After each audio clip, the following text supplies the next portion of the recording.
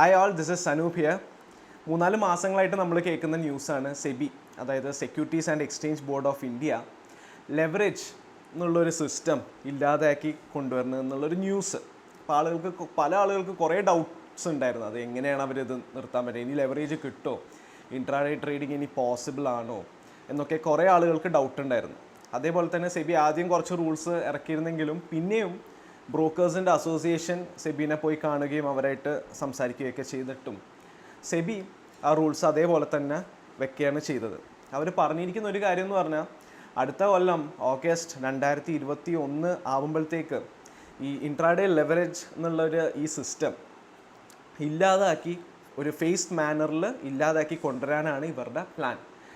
അത് വളരെ വിഷമമുള്ളൊരു കാര്യമാണ്, പ്രത്യേകിച്ച് ഇൻട്രാഡേ ചെയ്യുന്ന ആളുകളും അതേപോലെ തന്നെ ഷോർട്ട് ടേം ചെയ്യുന്ന ട്രേഡേഴ്സിന്, ഫുൾ ടൈം ഇതായിട്ട് ട്രേഡ് ചെയ്യുന്ന ആൾക്കാർക്ക് വളരെ നെഗറ്റീവായിട്ടുള്ളൊരു കാര്യമാണ്. പണ്ട് ട്രേഡ് ചെയ്യുമ്പോൾ ഓരോ ബ്രോക്കേഴ്സ്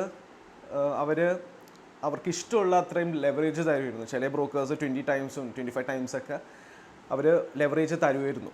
എന്നാൽ ഇപ്പോൾ കുറച്ച് നാൾക്ക് മുന്നേ കുറച്ച് ഇൻസിഡൻസിന് ശേഷം, അതായത് കാർവി സ്റ്റോക്ക് ബ്രോക്കിംഗ് എന്ന് പറഞ്ഞിട്ടുള്ളൊരു ഫേം, വളരെ ഫേമസ് ആയിട്ടുള്ളൊരു ഫേമാണ്, അവർ ബസ്റ്റായിപ്പോയി. അവർ ഈ ഇൻവെസ്റ്റേഴ്സിൻ്റെ പൈസ വെച്ച് മിസ്യൂസ് ചെയ്യുകയൊക്കെ ചെയ്തപ്പോൾ, അത് മാത്രമല്ല ഈ ബ്രോക്കേഴ്സ് കുറേ മാർജിൻ ഇഷ്യൂസൊക്കെ ഫേസ് ചെയ്തപ്പോൾ സെബിക്ക് മനസ്സിലായി കണ്ടമാനം ട്രേഡേഴ്സ് ഈ ഇൻട്രാഡേ ട്രേഡിങ് ലെവറേജ് യൂസ് ചെയ്തുകൊണ്ട് ട്രേഡ് ചെയ്ത് കുറേ പേര് ലോസിലൊക്കെ ആവുന്നുണ്ടെന്നുള്ളൊരു ഡേറ്റ അവർക്ക് കിട്ടി. അപ്പോൾ അത് കാരണം ഈ ഇൻട്രാഡേ ട്രേഡിംഗ് എന്നുള്ളൊരു സാധനത്തിൽ ഇത്രയും റിസ്ക് ഉള്ള കാരണം അത് കുറക്കാൻ വേണ്ടിയിട്ട്, സാധാരണ റീറ്റെയിലായിട്ട് ട്രേഡ് ചെയ്യുന്ന ആളുകളുടെ റിസ്ക് കുറക്കാൻ വേണ്ടിയിട്ട് കൊണ്ടുവന്ന റൂൾസാണ് ഇതൊക്കെ. അപ്പോൾ എന്തൊക്കെയാണ് ഇപ്പോൾ ഇവർ ബ്രോക്കേഴ്സായിട്ട് ഡിസ്കസ് ചെയ്തിട്ട് ചേഞ്ചസ് ഒന്നും വരാതെ നാളെ മുതൽ ആക്റ്റീവ് ആവാൻ പോണ റൂൾസ് എന്ന് പറഞ്ഞുതരാം. ആദ്യത്തെ കാര്യം എന്ന് പറയുകയാണെങ്കിൽ, നമുക്കിനി ഒരു ഷെയർ വാങ്ങിക്കണമെങ്കിൽ ഇനീഷ്യൽ അപ്ഫ്രണ്ട് മാർജിൻ വേണം, കമ്പൽസറി ആയിട്ട് വേണം. അതായത് 1 ലക്ഷം രൂപയുടെ റിലയൻസ് ഇൻഡസ്ട്രീസിൻ്റെ ഷെയർ വാങ്ങിക്കണമെങ്കിൽ 20,000 രൂപ ക്യാഷ് ആയിട്ട് എൻ്റെ ട്രേഡിംഗ് അക്കൗണ്ടിൽ വേണം. 2 ദിവസത്തിനുള്ളിൽ മൊത്തം ആ 1 ലക്ഷം രൂപയും ഞാൻ എൻ്റെ ഇതിലേക്ക് ട്രാൻസ്ഫർ ചെയ്യണം. അതിനാണ് അപ്ഫ്രണ്ട് മാർജിൻ എന്ന് പറയുന്നത്. ഒരു ട്രേഡ് എടുക്കുമ്പോൾ അപ്ഫ്രണ്ട് ആയിട്ട് ഇത്രയും മാർജിൻ പ്ലേസ് ചെയ്യണം.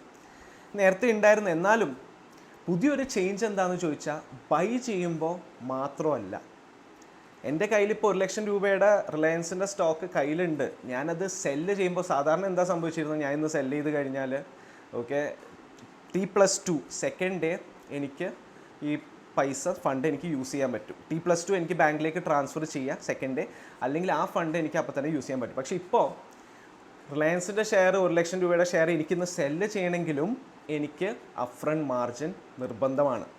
അതായത് VAR plus ELM margin, value at risk plus extreme loss margin എൻ്റെ അക്കൗണ്ടിൽ കീപ്പ് ചെയ്യണം. അപ്പോൾ പുതിയ ഒന്ന് ചേഞ്ച് എന്താണെന്ന് പറഞ്ഞാൽ, നമ്മുടെ കയ്യിൽ ഷെയർ ഉണ്ടെങ്കിലും അത് സെല്ല് ചെയ്യണമെങ്കിൽ നമ്മൾ അപ്ഫ്രണ്ട് മാർജിൻ കീപ്പ് ചെയ്യണം. രണ്ടാമത്തെ കാര്യമാണ് നമുക്ക് എല്ലാവർക്കും വിഷമം കൊണ്ടുവന്ന ഒരു കാര്യം, BTST എന്ന് പറഞ്ഞിട്ടൊരു ട്രേഡ് ഉണ്ട്, buy today sell tomorrow. Usually volume ഒക്കെ വെച്ചിട്ടാണ് ആളുകൾ ആ ട്രേഡ് എടുക്കാറ്. യൂഷ്വലി മാർക്കറ്റ് ക്ലോസ് ചെയ്യുന്ന ടൈമിലാണ് ആൾക്കാർ ആ ട്രേഡ് എടുക്കാറ്. ഇനി മുതൽ BTST എന്ന് പറഞ്ഞ കോൺസെപ്റ്റ് ഇല്ല.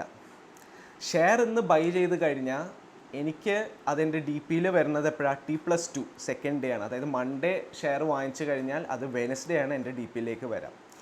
DPയിലേക്ക് വന്നതിന് ശേഷം T+2 ഡേയ്സിന് മാത്രമാണ് എനിക്കത് എൻ്റെ DPയിൽ നിന്ന് സെല്ല് ചെയ്യാൻ പറ്റുള്ളൂ. അതാണ് രണ്ടാമത്തെ ചേഞ്ച്. മൂന്നാമത്തെ ചേഞ്ച് എന്ന് പറഞ്ഞാൽ, ഞാൻ എൻ്റെ കയ്യിലുള്ള ഷെയർ സെല്ല് ചെയ്ത് കഴിഞ്ഞാൽ, ഇതുവരെ എങ്ങനെയായിരുന്നു എന്ന് ചോദിച്ചാൽ, എനിക്ക് ആ ഷെയർ സെല്ല് ചെയ്ത് കഴിഞ്ഞാൽ ആ ഫണ്ട് ബാങ്കിലേക്ക് എടുക്കുന്നെങ്കിൽ സെക്കൻഡ് ഡേ പറ്റുള്ളൂ, T+2 ഡേ പറ്റുള്ളൂ. പക്ഷേ ആ ഫണ്ട് വെച്ചിട്ട് എനിക്ക് വീണ്ടും പുതിയ പൊസിഷൻസ് എടുക്കാൻ പറ്റുമായിരുന്നു, പുതിയ ട്രേഡിലേക്ക് എനിക്ക് ഡെലിവറി എടുക്കാൻ പറ്റുമായിരുന്നു. പക്ഷേ ഇനി മുതൽ അത് പറ്റൂല. ഷെയർ ഇന്ന് സെല്ല് ചെയ്ത് കഴിഞ്ഞാൽ ആ ഫണ്ട് ഉപയോഗിക്കാൻ പറ്റുന്നത് അടുത്ത ദിവസം മാത്രമാണ്, അന്ന് തന്നെ പറ്റേയില്ല. അപ്പോൾ ഇത് മൂന്നുമാണ് പുതിയ ചേഞ്ചസ്.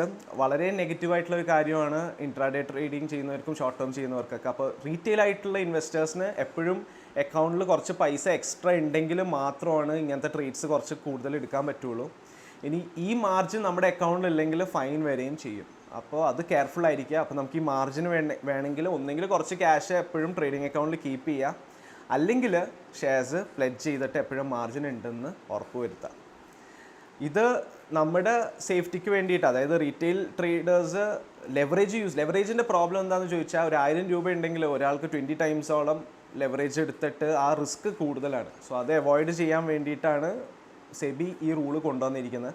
നമുക്ക് പറഞ്ഞിട്ടൊന്നൊരു കാര്യമില്ല. കുറേ ഡിസ്കഷന് ശേഷം ബ്രോക്കേഴ്സൊക്കെ അവരായിട്ട് കൺസൾട്ട് ചെയ്യുന്നതിന് ശേഷം അവർ ചേഞ്ച് ചെയ്യാൻ റെഡി ആയിട്ടില്ല. അപ്പോൾ ആകെ കൂടെ ചെയ്യാൻ പറ്റുന്ന കാര്യം എന്ന് പറഞ്ഞാൽ ഇതങ്ങോട്ട് ആക്സെപ്റ്റ് ചെയ്തിട്ട് ഇതിന് വേണ്ടിയിട്ടുള്ള ഡിഫറൻസും കാര്യങ്ങളൊക്കെ നമ്മൾ അത് ഒബേ ചെയ്തിട്ട് അങ്ങനെ ഫോർവേഡായിട്ട് മൂവ് ചെയ്യുക എന്നുള്ളത് മാത്രമാണ്. അപ്പോൾ അത്രയേ ഉള്ളൂ. എല്ലാവർക്കും ഹാപ്പി ഓണം.